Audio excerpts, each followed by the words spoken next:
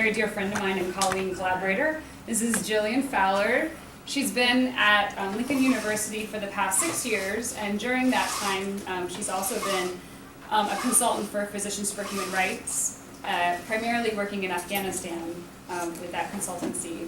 And before that, she worked for 8 years at the Forensic Anthropology Foundation in Guatemala. So similar space where she's working in a post-conflict country with the human rights aspect and working with kind of rebuilding the community through the identification of the remains. So she's going to be talking about, I think, both of those experiences today. So welcome. Okay. Thank you, Chris. Yeah.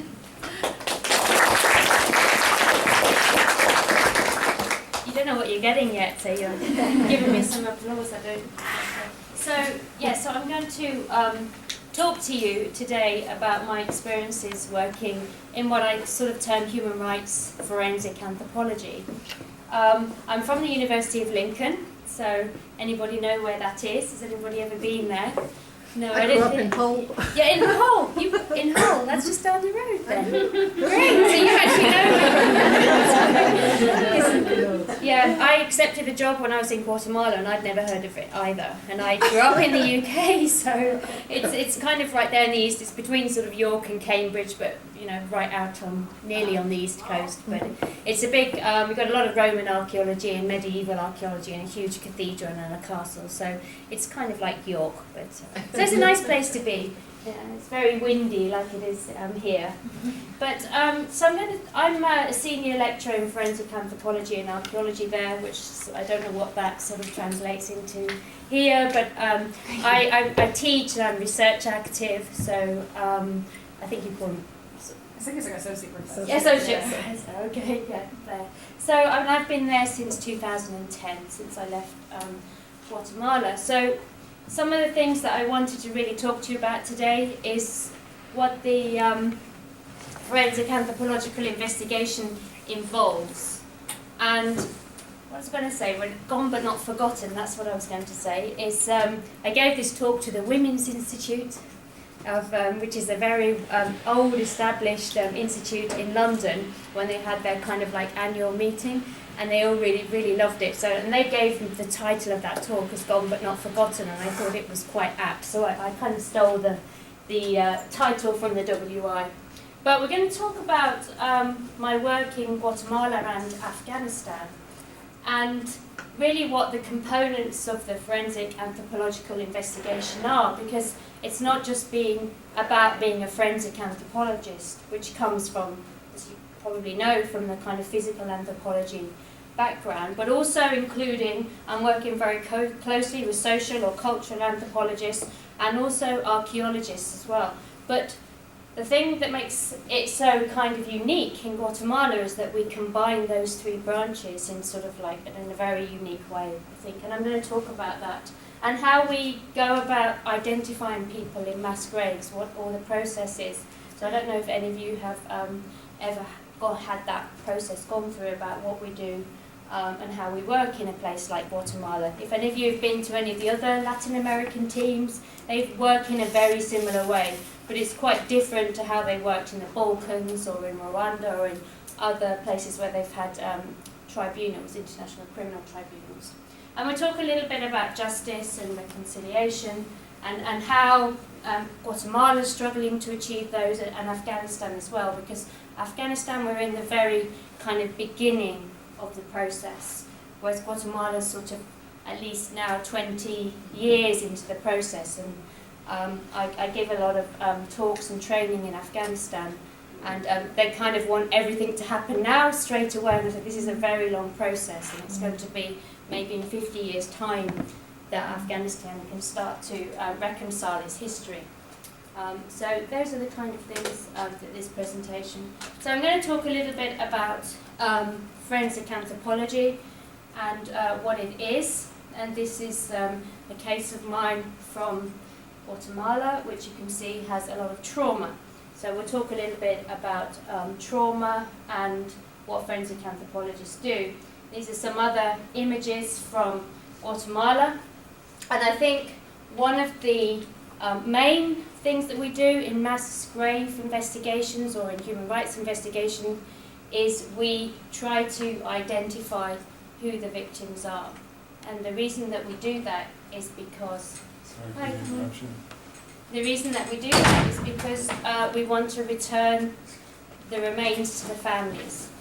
Okay, so sometimes these investigations can have just a humanitarian aspect, and sometimes it can be a criminal investigation.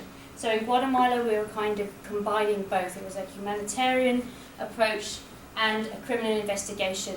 Again, and I'll talk through how we collected the evidence. So in 2007, and a friend of both mine and Chris came down, called John Cruz, and set up a DNA lab down there. And here, so we began to take DNA samples in order to try and identify people. I'm going to talk a little bit about how that changed the identification process and how we made identifications before, DNA became, the go-to thing to get for an identification. This is the traditional kind of forensic anthropology.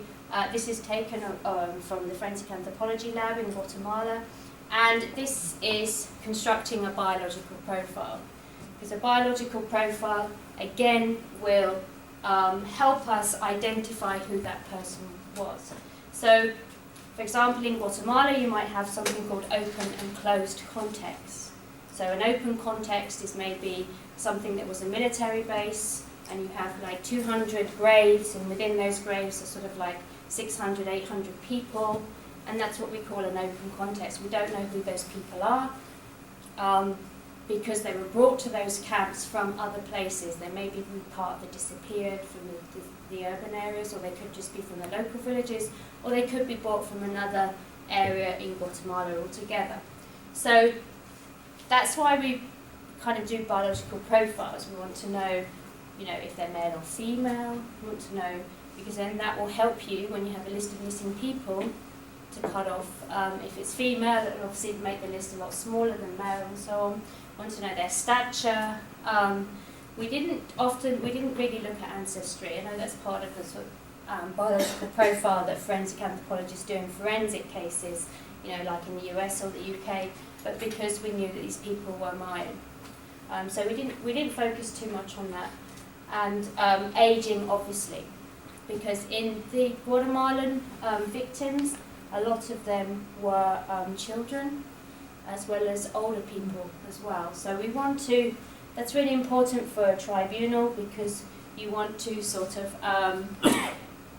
prove to one of the things the prosecution want to prove is that it was indiscriminate.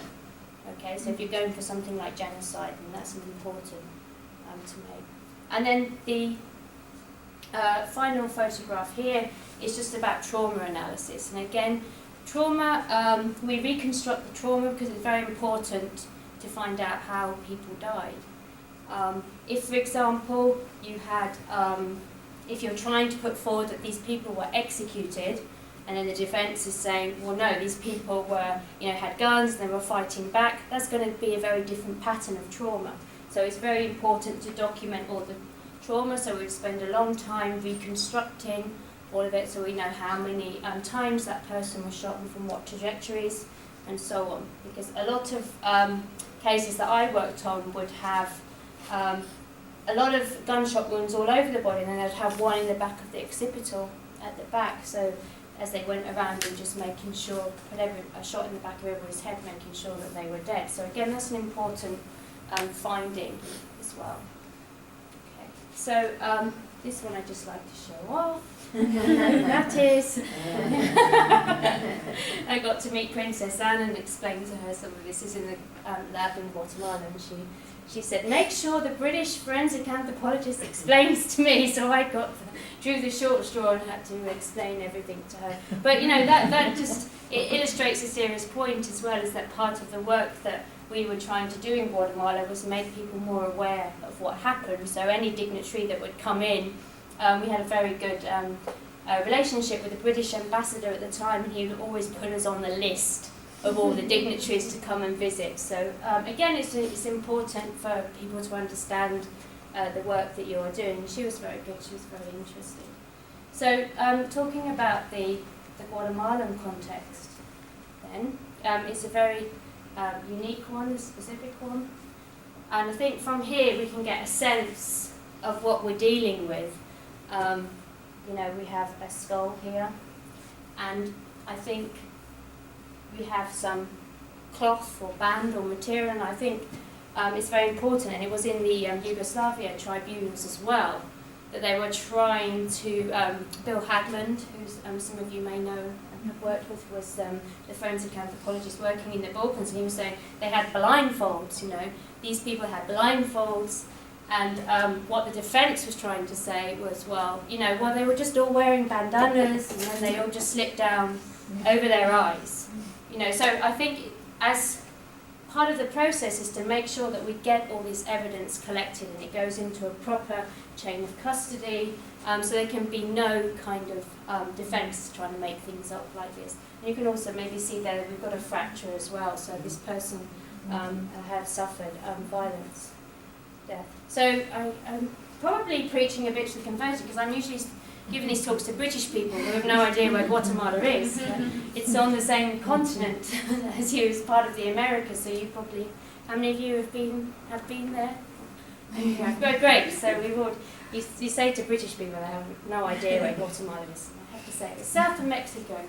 So you can see here that it's in Central America. It has a population that's getting around about 14 million now. But what we have here is Mayan, about 60%, and then we have Ladinos, and we have other ethnic groups as well. So that, and we have lots of different languages. It has lots of different topography. So we have, I haven't got a pointer, so the highland areas going through here from Guatemala City up is where mainly the Mayan indigenous were living, and then the bit between Mexico and Belize is the Petén, so that's the rainforest. So actually the Civil War did move up into all of those areas. It didn't kind of touch around by the Pacific coast here, and then with the border with El Salvador and Honduras as well, so we're mainly kind of pushed up. And I'll show you a map. So it's very rural, but it's very strategic, and it still is very strategic to this day, because as Mexico embarks on its war on drugs, it's pushing all of the crime and all of the groups down in Guatemala. So Guatemala has become extremely violent in the past couple of years as the drug gangs have moved down. Especially, you can see the border with Mexico there, in what is the Ixcan in Guatemala, and is Chiapas in Mexico. It's becoming pretty dangerous area. And then there's been lots of crimes and lots of massacres of people that have been reported up there very recently. So still lots of problems. So the Civil War in Guatemala, and this is kind of from a newspaper at the time, and this is Rios Montt, who some of you may have heard of, who is one of the generals who forced a military coup. And that's when a lot of the violence and a lot of the massacres that we were dealing with were under his reign. And he's saying there, well, you know, why do we need elections? You know, I'm doing good here. So the Civil War began in 1960 as just a series of repressive regimes, and a guerrilla army was formed.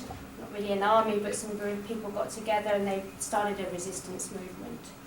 Okay, but this was very disorganized and happened in lots of different parts of the country. And of course the army responded very brutally to this and started to put the people down. So it kind of went on for a few years throughout the 60s and through the 70s, and we have some massacres here and there, but it really came to a head in the late 70s, early 80s with a succession of military regimes, and that's when we are dealing with, most of our work is dealing with the violence from that time. So 1960 to 1996, when the peace accords were signed, is how long the violence went on. So after the peace accords were signed, part of that was to have a truth commission, okay, and there's a report that some of you might find interesting reading.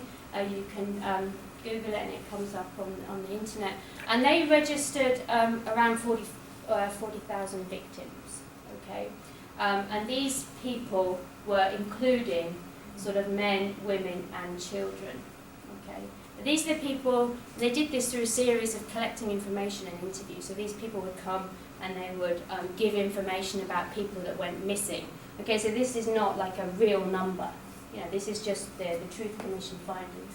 So about 23,000 were victims of arbitrary execution, okay, and about 6,000 were victims of forced disappearance. Now 83% were Mayan, okay, and about 17% were Ladino, which have indigenous and sort of Spanish ancestry. They registered 669 massacres, so that's quite a lot, and that in overall about 200,000 people were killed or disappeared, and around 45,000 were actually what we call forced disappearance, where they were taken off the streets. So that's what they found, but they this is another picture from the newspaper at the time, and that their government and the army were responsible for 93% of the massacres, and the guerrilla movements were responsible for about 3%, and then the other perpetrators are unknown. So we had this kind of we had the sort of the regime against the resistance, okay, which makes it quite simple, and I'll come back to that when I talk about Afghanistan, because it was a very different situation at the time in there. So again, I've talked about this. The most violent periods were 1980 to 1984. Now 1982, the Rees-Mogg year, was the worst year, okay, and they had something called a scorched earth policy. And many of the graves that we dealt with are a result of this, where the government would go in and try to destroy the population, or the indigenous population, by burning down their villages. And they moved some of them into what they called model villages. And some of those villages still exist in Guatemala today. But a lot of the people would flee up to into the mountains and try and eke out some sort of subsistence there, and that's where many of them died. So the children died of malnutrition and disease, and the old people. Okay, so we had so that was the worst year, really, and that's what many of the ones that we're dealing with. So 1982 is Rees-Mogg, who some of you may have heard was put on trial last year in 2011. 12, I can't remember when it was, because there's been so much backwards and forward with that trial. And most of the cases from the Guatemalan Forensic Anthropology Foundation, or the FAFG, went into that trial, and he was found guilty of genocide, but then he got off on a technicality, as we would probably say in English, because the judge was accused of not preparing the court proceeding properly, and so he went for another retrial. And then they put in another motion that he had dementia, he couldn't be tried, and they've just gone through all that. So now the trial is again going to happen in January. So again, we'll go and give some evidence for that. So this was 1982 when a lot of them came. And you can see here is a picture of or a map of where many of the operations were carried out. So a little bit into the Petén up there, and mainly into these what we call the highland areas, and that's where the Maya were mainly living. Okay. So the peace accords were signed in 1996, and that's when Guatemala really began to try to go through a period of reconciliation. And part of the Truth Commission recommendations was that the country would carry out exhumations, because carrying out exhumations was a good way of finding the truth, okay, and by creating a reconciliation. So what you get in Guatemala often is you get lots of people in the communities coming together with and carrying photographs of the people that they've had missing. Okay, because there was a real need for the missing to be found. Okay, and again, we have lots of photographs like this with younger people who possibly weren't even born at the time. Okay, have lost somebody in their family. Okay, and really the families are very important in this whole process, and they were deprived of the right to really bury their loved ones. Okay, and millions of people were deprived of justice and reparations, which they've just started, in the last few years, started to pay out. But again, there was a huge mistrust of governments, and all the social fabrics were were ruptured because people didn't be able to trust their neighbour, because they turned neighbour against neighbour in Guatemala, offering one family, security so that you would, rat out another family, and then that family would be disappeared, so on. So there was, they really broke down the communities in Guatemala. And this mistrust of governments made it quite difficult in the beginning for forensic anthropology teams to work, because we're often associated with the police or the judiciary, and people did not trust any agents of the state.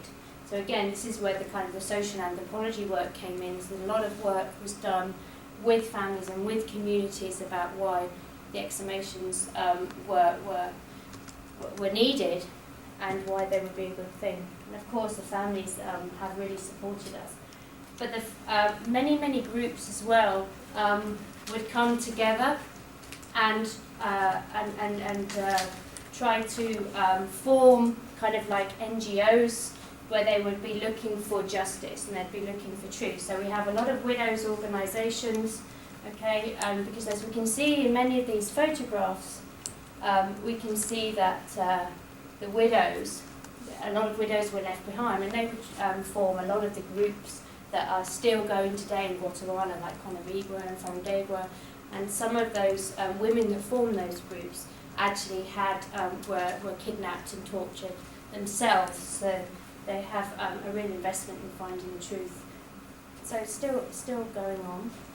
I think some of you may know this person, Clyde Snow, who's recently passed away. But Clyde was the one really who was instigated all the investigations in Guatemala.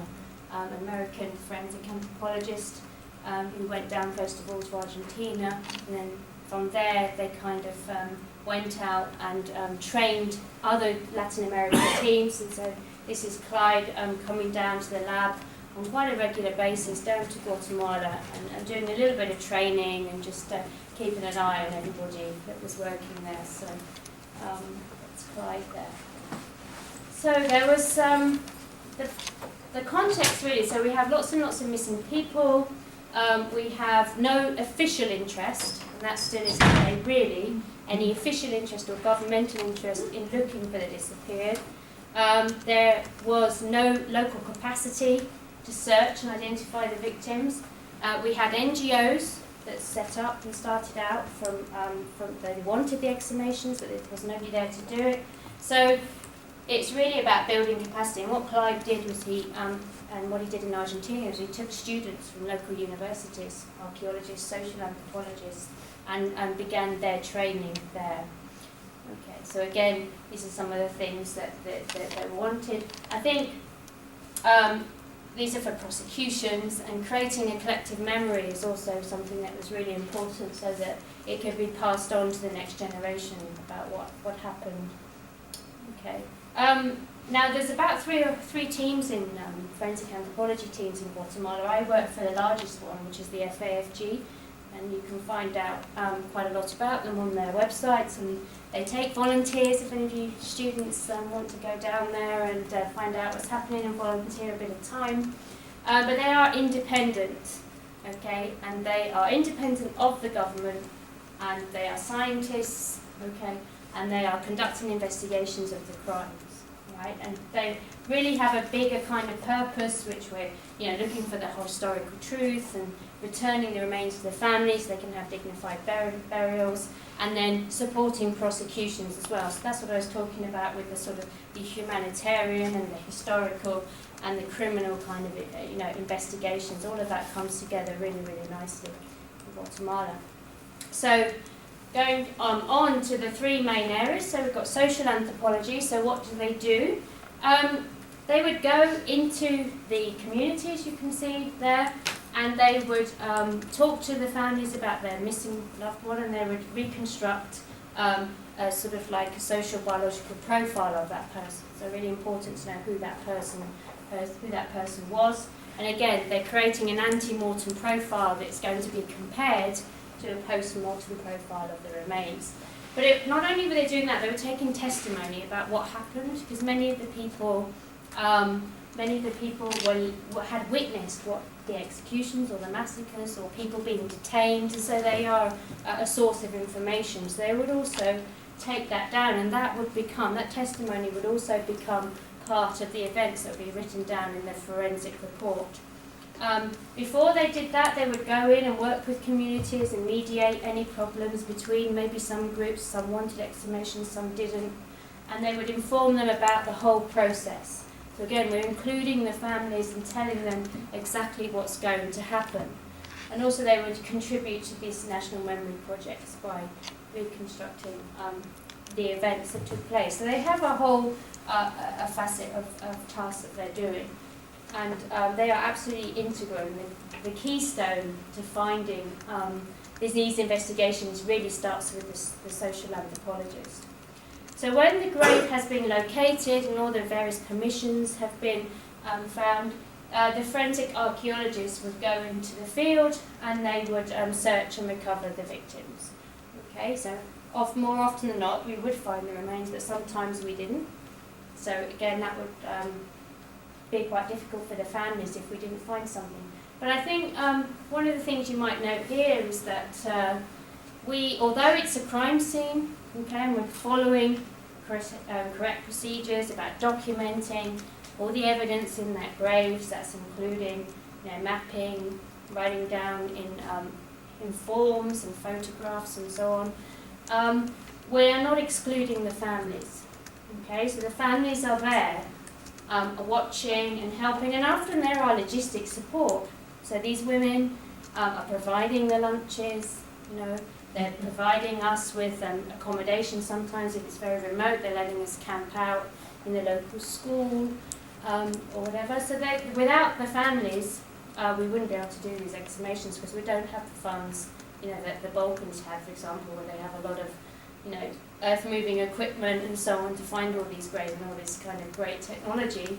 We are relying totally on what the families tell us, where the grave is, and then while we're out there, we're relying on them. Even to the fact they help us with the digging, they will carry the tools, they will carry the skeletons when we get them out and so on. Okay, and to reiterate, really, it is a crime scene, and these are very important that evidence is recovered correctly, and it goes straight into the chain of custody.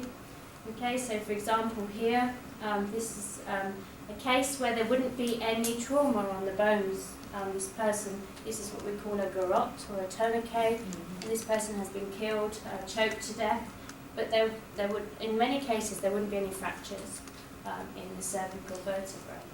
So it was very important to document all of this at the crime, at the scene, at the grave site, so that then it enters straight into evidence, and then that informs an important part of how this person died. Again, on the other side, we can see a blindfold again, and we can see ropes around the neck. Often people would have their hands and feet still tied. I was there in April, and we did another grave of 6 people, all had hands and feet tied, and there was ballistic evidence in the grave, but the bones were a little bit degraded, so it's not often that you can use the bones to say these people have been shot, so you have to go with the context and all the things that are in the grave. So that's why we need archaeologists, because archaeologists are trained to recover evidence or artifacts, even if it's in the traditional context. Okay, so again, thinking about clandestine graves and what that actually means. It's funny that clandestine means hidden, but they're hidden in plain sight. Everybody knows where the graves are, so it's just a matter of going through and exhuming them correctly. This climate of terror can actually still exist today. I did have one case where a family was being threatened by another family who were families of the perpetrators at the time, and they'd lived side by side, for 25 years. But this family eventually forced the other family to leave when they found out that this family was putting in what we call a denuncia, which means that they wanted to get their loved one exhumed so they could have a dignified burial. So we're still dealing, with lots of fear with these communities as well. Many of the graves were in military bases, So they're usually abandoned now, so they would just come in and take over somewhere that had a good view of something or good view of a village. And that's where I was working in Iraq this April, and they would just take the land off the people and use it. And again, we've talked about this. But all of these things prevented people to be buried properly, which is a basic human right. So, and then we come on to the third branch, which is the anthropology, and collecting the evidence properly. And again, in the lab, we've talked about this, cause of death and identification are really the two things that we're wanting to do. And we're also analysing all the things that came with that person, the personal effects, because personal effects can help to identify somebody, and they can also help you with the trauma, for example, in the clothing. If you can see that if they've been stabbed, you can try to match the clothing and so on. So that's the kind of thing. So it wasn't just gunshot wounds and blunt force traumas. One of the strategies of the army was to, when they attacked a village, was to throw grenades out of helicopters. So again, this is a lady who was with her children who got caught up in this, and she had the grenade was thrown out, so we've got a lot of projectile trauma here, which you can see close up here, which is different from and gunshot wounds. So again, these are all things that need to be documented. This person was a civilian, okay, so this would constitute a crime against humanity. Okay. So how do we go about identifying victims then? So before we had DNA, okay, we would use what we call a presumptive identification, and that would be they would be identified because the family members would identify them in the grave because of their biological profile, because of matching the ante-mortem and post-mortem information, or the circumstances of the execution, if they explain how that person was killed and you have exactly that type of trauma. Sometimes we would have clothing exhibitions and people would come along and they would try to recognise the clothing. Okay, so that would be a presumptive ID, but that didn't identify people in these open context cases. So it would be very easy to identify people in close context where you have 4 people in the grave and everybody knows who they are. So again, DNA has really kind of brought forward those identifications. So we take a sample of a bone or a tooth and we compare that to samples from relative. In Guatemala currently, the DNA lab is getting about a 50% success rate in getting DNA from bone. So we still have, because of the degraded material and so on and different types, we still have 50% that are not getting a profile. But obviously as technology moves on, those profiles are kept in the lab and maybe one day we'll be able to ID. But that's not the main problem. The main problem is collecting the reference sample. And that's why they're not identifying as many people as they would like, because people are not coming forward to claim loved ones. A lot of people, even if they lost somebody in the war, have kind of drawn a line under it and have said, well, we don't really want to engage with this process anymore, enough is enough and so on. So you come up against a wall sometimes. So again, it's still tricky. DNA hasn't solved all of the identification problems that we have, and we have still roughly running at around less than 50% of the remains that are exhumed have been identified. So again, there's a question of what you're going to do with all the unidentified remains. Okay, at the moment they're sitting in evidence labs, in boxes, in stores, evidence stores, and how long are those remains going to stay there, and what can we do about that? Okay, so this is another example of what we call a mass grave or a secondary grave here. Again, this is from a military base, and this kind of gives you the context of how difficult it is to identify these people. You can see they haven't been decapitated. It's always a question I ask my students to have a look at this and tell me what's happening. Have they been decapitated or have they been moved? So in this case we can see that these the primary grave or the primary site of deposition was removed, and then the remains were scattered, and this was kind of a technique to stop remains being identified or even returning the entire body. So to do that, they must have thought that down the line this was wrong and that something, was a bad idea to do all this. But again, it gives you the idea and the difficulties with the identification of what we're faced. This is from Guatemala. So there are positive outcomes, of course. Okay, we hand over a forensic report to the prosecutor, which then becomes evidence in a trial, and that's exactly what's happened. The NGOs provide psychological and legal support to the victims and to the relatives of the victims, and we have forming a collective memory.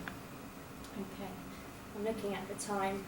So this is a group of women from Iraq, which is one of my favourite areas to work in. And again, everything's done collaboratively. They come and they have meetings and they vote their agreement. And that's how we get a lot of things done in Guatemala, is working with the families and through the community. At the end of the process, we go through the burials. Okay, so in some circumstances, we used to, before we had DNA, we would return some of the remains, even if they weren't identified, because the community would accept them back into their community. So these people were having a dignified burial. And we can see some of the very unique ways we would get, because often they're very, very remote. So we have the small little coffins with the remains inside being taken up to the inhumation. And this is important as well, because the social anthropologists would organise all this and to speak to their families about what they wanted, and the families would bring new clothing, and then the bones would be placed inside their beautiful weavings and so on, and so they would be buried that way. Okay, so again, this is a huge community effort. Even if you didn't have a loved one or you've only just become part of that community, everybody would take responsibility for it. Okay. One other things to mention is that this is important as well, is that here we have a grave, and just before, when all the documentation has been done, just when we're about to lift up the remains, then we invite the families in to hold some of their rituals so they can try to come to terms a little bit with what's happened. Okay, and then Mayan priests are often brought in. Right, I'm running out of time. How much time have I got, Chris? 10-15 minutes. 10-15 minutes, okay. Right. So I think we're going to talk about Afghanistan then. So I worked with somebody called Stefan Schmidt from Physicians for Human Rights, and he's the director of the International Forensic Program. Now, Stefan happened to be one of the people who founded the Guatemalan team. Although he's German, he was studying archaeology at the time down in Guatemala, because he thought, well, I want to do Mayan archaeology, where am I going to study? So I'm going to go not in Germany. So he took himself over to Guatemala to study, and he founded the team. So when he started working for PHR, he actually grew up in Afghanistan as well, which brings kind of the whole circle round. He spoke to me about this idea he had, that he wanted to set up the same process in Afghanistan that we had set up, or he had set up in Guatemala, and that I had worked in. But just to kind of put it in a little bit of context, in Guatemala we had the army and the government against the people, the insurgencies, the Mayan people. Here we have layer upon layer of different groups. And we have different warlords, and we have people switching sides all the time. So the situation actually becomes very, very complicated in terms of getting information and trying to put a story together. So again, it started really in 1976, when they had the first revolution, and then the Soviets invaded, and because they wanted it to be communist and so on. We had the Mujahideen fighting the Soviets. Okay, and then the Soviets withdrew, the Mujahideen are triumphant, and then we have the era of the Taliban, which we're stuck with today still in Afghanistan. So they, had control of all of Kabul, and then we had obviously, big thing happened here, 9/11, and that set off a whole chain of events, which has led us to where we are today in Afghanistan. Which is still having an ongoing conflict. And if you put a number on the amount of people who have been killed or disappeared in this conflict from the mid-1970s, it's over 1 million people have disappeared in that area. So we're talking about a much bigger numbers than Guatemala, and a much more complicated pattern as well. So the families there are like the families in Guatemala. They're starting to organise themselves, especially since the West has put so much money into Afghanistan, and some of that money trickled down to victims groups and NGOs, and so they began to have a little bit of a surge of some human rights groups in Afghanistan. And again, we had the same thing happen. We had people coming and demanding, I want my loved one back. I know where they are. They're in this grave. And Physicians for Human Rights have kind of stepped in, and they have been working there since 1997, but we've been, the current project that we're working with, we've been there since 2010.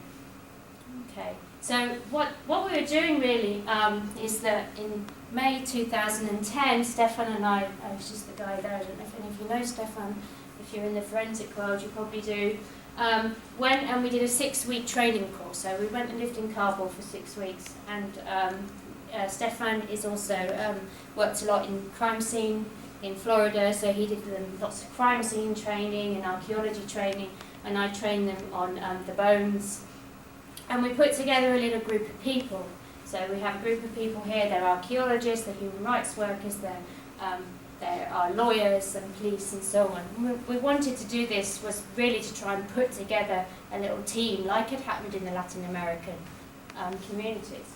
So this is we even had a general who opted to come on our course, which was great. So this is the I don't know how it's the Home Office in the UK. It's the what do you call it? It's State Department. State Department, yeah. So this is the equivalent of the State Department and the Home Office, and they have bodies buried right outside their office windows. Wow. And they were laying a pipe, and they came across some bodies, and they'd heard of us and that we were doing our course. So they said, "Come on, can you come and do your stuff?" And so it was an ideal opportunity for us to train our team, because he's got a camera there and so on. In the techniques that we used in Guatemala, and so they had real hands-on training there. So that was a good opportunity. And then Stefan and I wrote up our reports and then gave them to the medical examiner's office. And so that's really what we're doing. So at the same time, they're trying to look into DNA and how DNA identification can help people in Afghanistan and help people in mass graves. So as we have Guatemala building up a genetic database of references, we want to try and start doing the same thing in Afghanistan.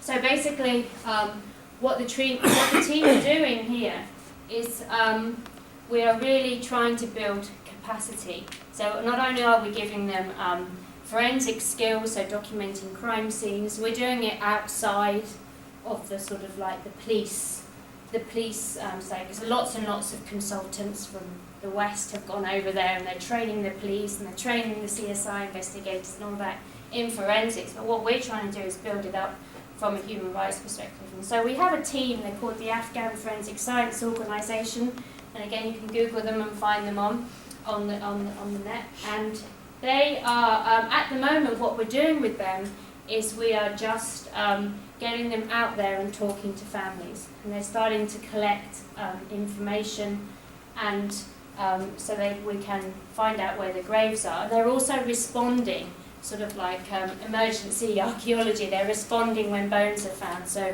mass graves keep popping up all over the place in Afghanistan because there's lots and lots of development going on and lots of building works. They keep popping up. So really they're trying to map and preserve. So we haven't even got to the stage where we are at in Guatemala, where they were in 1996, where they wanted to start these exhumations. We don't have the security situation to do that. We don't have the money. We only have a very small team, so we thought we'd just actually concentrate on all the ante-mortem and the work from the social anthropologists. We were supposed to start an exhumation this October. It's 21 people. It's outside a little village in northern Afghanistan, but I think that's on hold because of the security situation. But those people from the village are desperate desperate to have that grave exhumed because they know exactly who they are. So it's a closed context, so it's a good one to start. And maybe if we did that, it would trigger something.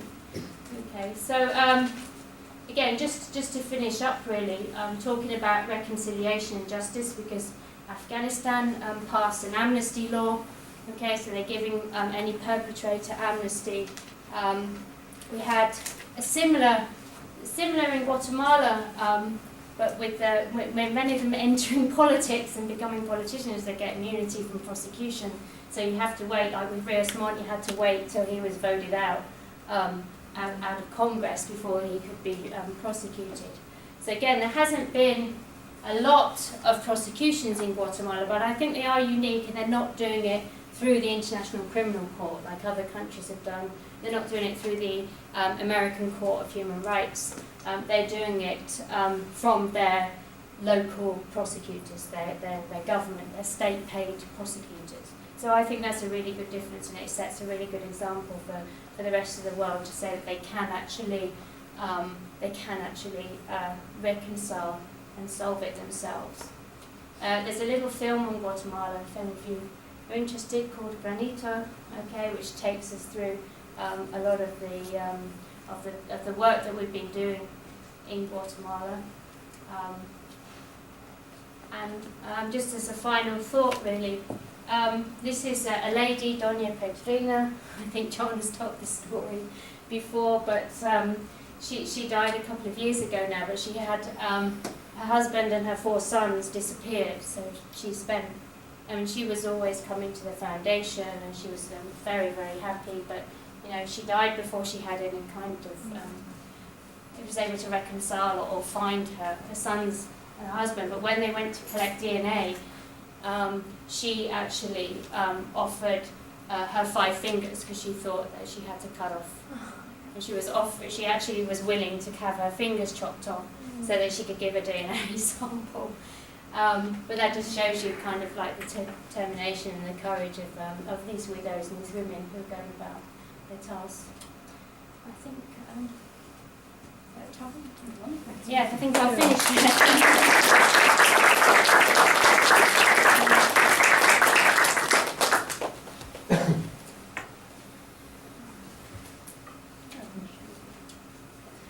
I'm just thinking about this reconciliation, and when we think about a space, because I think, like you said, like justice and reconciliation and truth, justice, and reconciliation are, coupled or partnered a lot.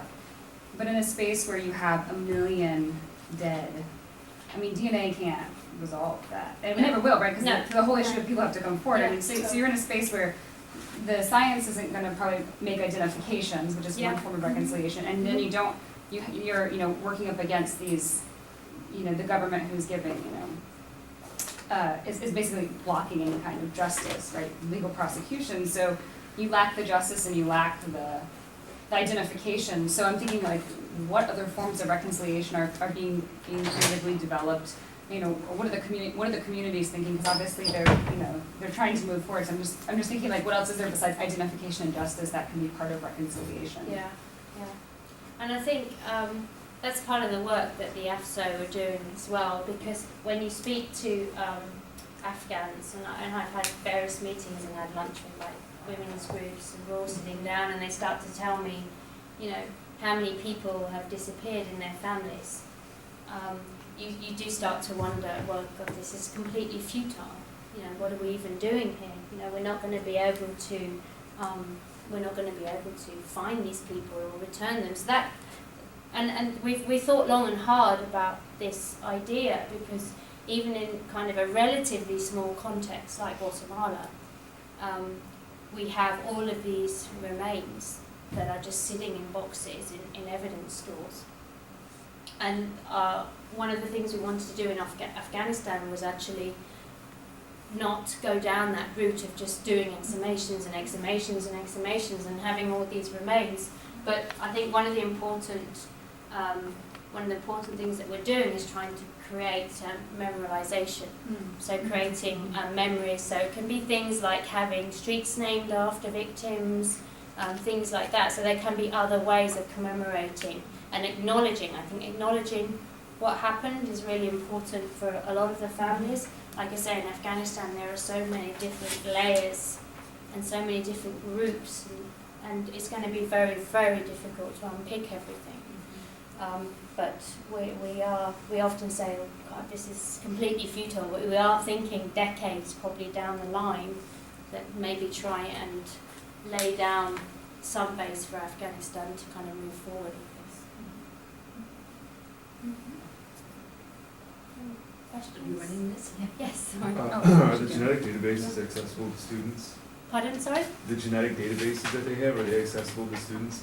And are they being utilized in any other way than just to identify victims? No, they're not being, no, and they're not accessible to any other sort of researchers and so on. Not that I know of. Do you know about that, Chris? As far as I know, they haven't No, released no, one. and that's one of the things as well, because one of the kind of main bone of contention with these families was, well, you know, if I give my DNA, you're going to give that to law enforcement, and my family who's undocumented in the US, are they going to be, hauled out and so on. So there was a lot of reticence on the part of the families to give DNA samples, and that's why, there's a lot of trust, and that trust has to be built up, because you are not going to get DNA samples from people who are scared that you're going to use that in another way that can harm their families. So that's so important, the work that the social anthropologists do. It's not just about a criminalist going into a village and just swabbing everybody. There's months of work before that can even happen.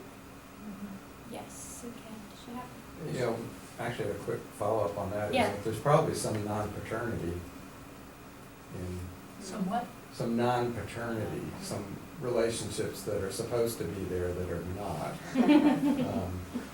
Yeah, and that's the other thing that the social anthropologists, when they're constructing, the family trees and so on, when they're taking samples, and it's not just like intended as well, because sometimes if there are a lot of orphans in a village, then they would take on, other people's children and so on, and then these children and everybody, and even the people themselves, would grow up thinking, well, this is my son, this is my daughter, but you don't have that biological kind of connection. So again, the social anthropologists had to work through lots of those issues there. I want to ask you a quick question. So, how do you deal with the open versus closed? Because it would seem like one would prioritize the closed population. Yeah. I think once the denuncia, I can't think of the word in English, is put into the prosecutor's office, this is their family going in and raising a complaint, and that they want their loved one investigated. I think we deal with all of those as and when they come in, so it doesn't matter if it's a huge kind of military base. At the moment, they've just taken out 800 skeletons from a military base that's still operating in Koban. And again, I mean, these are some of the questions you have to think about, is about the identifications and whether it's better to leave them in or take them out. But again, you are right. The closed contexts obviously are the easier ones to deal with, and in fact we don't even use DNA for closed contexts, because the judge will just sign off their identification and their death certificate if we provide them with enough of a presumptive. We can persuade them that the presumptive is enough. But no, there isn't any kind of like priority terms. It's really driven by the families and by the funding. Yeah, I'm interested in the role of the anthropologists in all of this, because there are a bunch of forensic scientists trained in a number of different things. Yeah. And I'm wondering if you can explain what it is that maybe the forensic anthropologist does that people trained in other fields don't do. Okay, which other fields, like a DNA scientist or? Non-anthropologists, so for instance, medicine. Okay. Oh, I see. Yes, I see what you mean. So forensic anthropologists are really, traditionally they come from, like I say, physical anthropology background. So they are trained in population variation, human variations, and looking at populations through the skeletal remains. So the reason that medical people or doctors or pathologists, they usually don't know much about bones, And I get this all the time when I do my, you'd be surprised, but I work in with pathologists all the time on my UK cases, and all like bones or over to you sort of thing, because they're dealing with all the soft tissues. There's this kind of divide that anything with, as soon as it's decomposing, that's the anthropologist. That's when the anthropologist comes in, because the pathologist is really only quite good. And they say this themselves. I'm not saying this at the time of death, around the time of death when the body is still fresh. So, and I think anthropologists as well, if they've had some cultural anthropology training, they're used to dealing and going into communities and working with different people, especially in these kind of contexts. Now, your traditional forensic anthropologist in the UK or the US probably may not have some social anthropology, and we don't have to, because when we're doing crime, crime here in our countries, we don't need that kind of background. So because we're not allowed to do anything except this is the mortuary. You're going to go in there and analyse these remains, and that's that. So and I think Guatemala has really done a really good job of bringing those three branches together: the social, the archaeology, and the forensic anthropologist together. And we all kind of do a bit of both, really. I mean, I've done interviews and worked with families as well as analysing their remains, and I'm also an archaeologist. So we do a good job of switching those around and learning that. But that's very unique to Guatemala, I think, doing all of those things. So more recent deaths would not lead people to call in the forensic anthropologists? Medical examiners? In Guatemala? Or Well, Guatemala may be different, Yeah, but yeah. I'm thinking about lots of other countries. Yes, they would call in an anthropologist if the remains are decomposing in any way, or they've had something happen to them, like they've been scavenged, or there's some trauma, or they want to know, how long these bones have been there. Then the forensic anthropologist is the person to call in that case. Are the majority of these interactions happening in Spanish, in Maya, in? Good, I'm glad you asked that. Yeah. So so the indigenous population speak Mayan, and there's 25 different languages. So again, because we worked with these local groups, the victims groups, we call them for want of a better word, they would be the translators. So we're doing this in Spanish. So the cultural anthropologists are usually, some of them were Mayan, and some of them, but then they might go to a different place where they weren't able to speak that Mayan language. So most of this work is done through translators. And it's all transcribed as well, it's all recorded and transcribed. Thank you very much for the presentation, it's fascinating. One of the things that really struck me, I'm not sure if I understand it completely, but was the degree to which this is an entrepreneurial undertaking. You're not being sent in by the International Criminal Court or anything. And that just really blows my mind. I would think that a process like this would have some sort of constituted institutional response that would be sort of overseeing it, but it's really interesting that it would be undertaken entrepreneurially.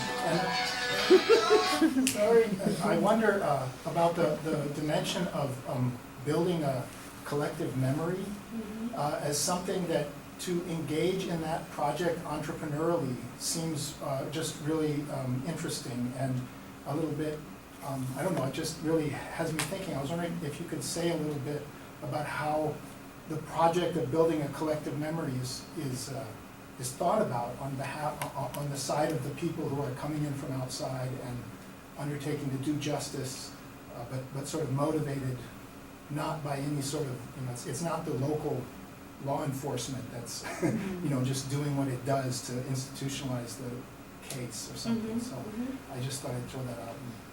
See.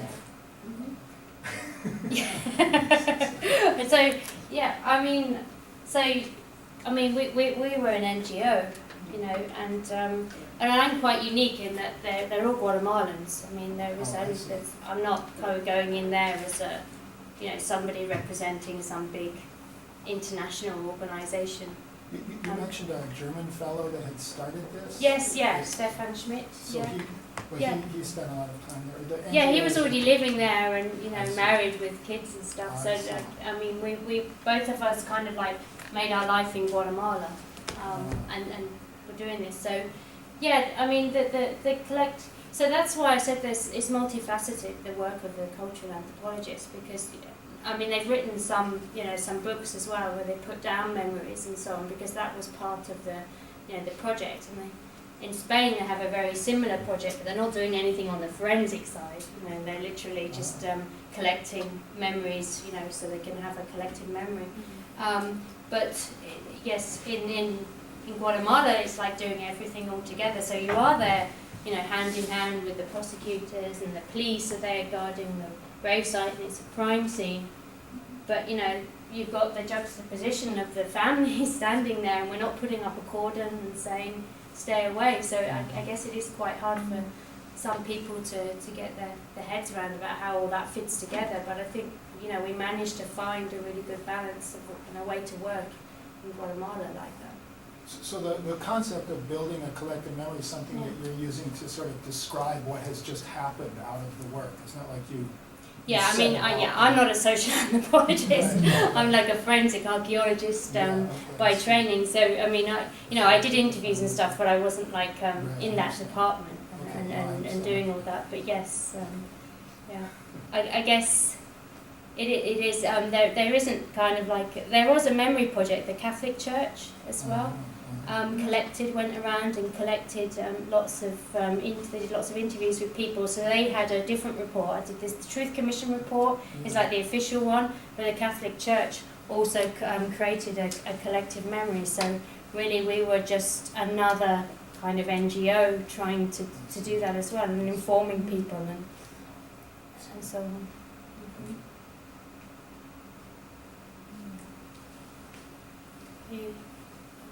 You're the boss. You pick who you. Yeah. Okay. I was just kind of curious about how, so when it comes like you were explaining, you guys are integrated in this culture, and at the end of like after you've done the excavations, you allow them to do rituals on the remains.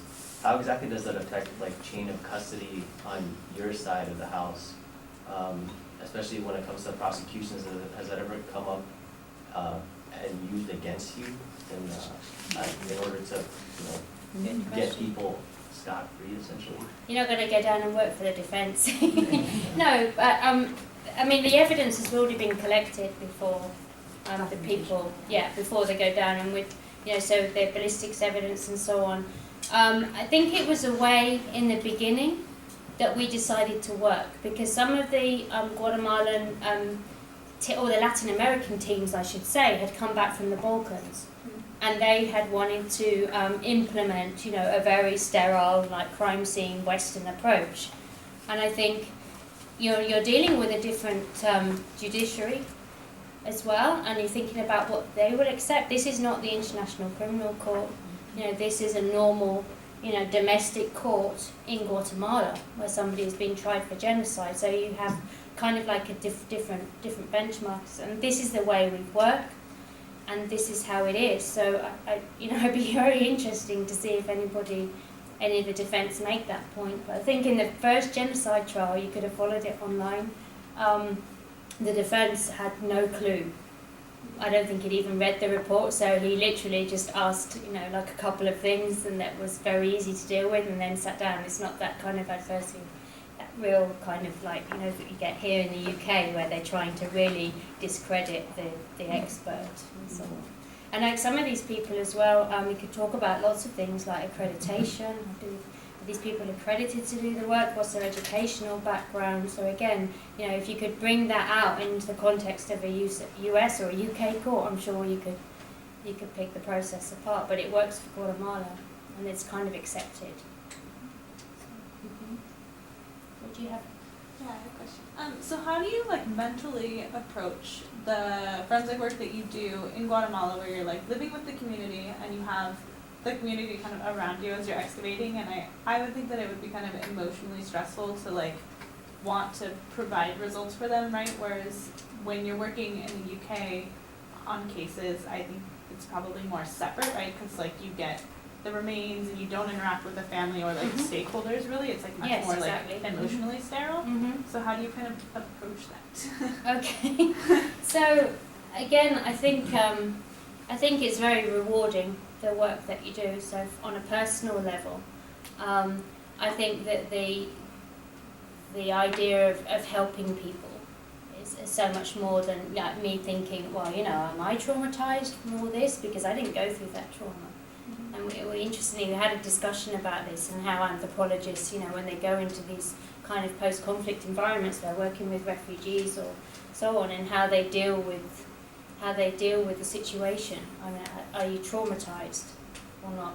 And you know, and it was only last weekend at the DDHR that we had this conversation, and I'd never actually even thought about it.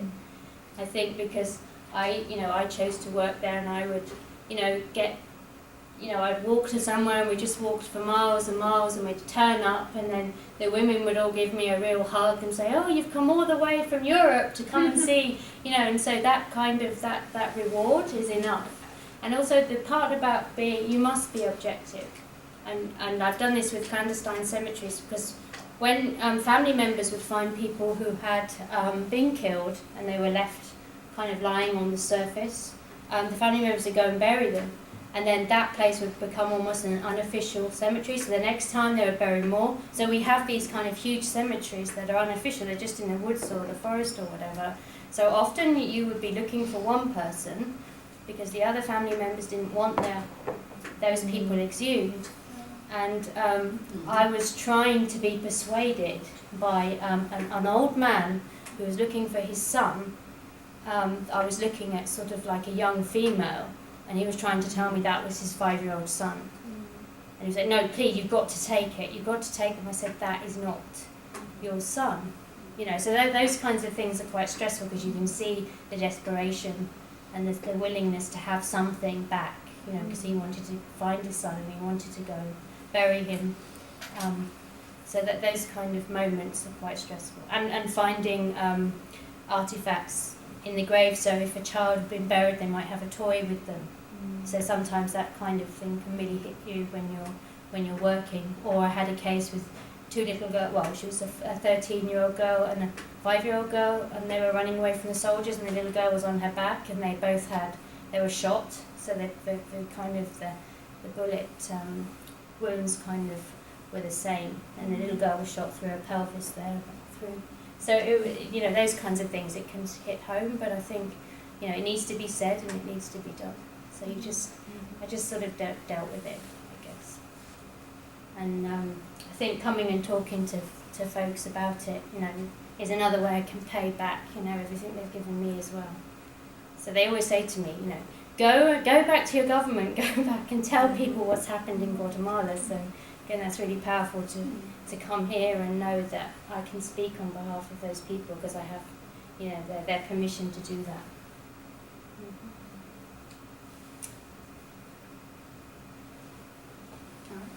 Thank you. Thank you.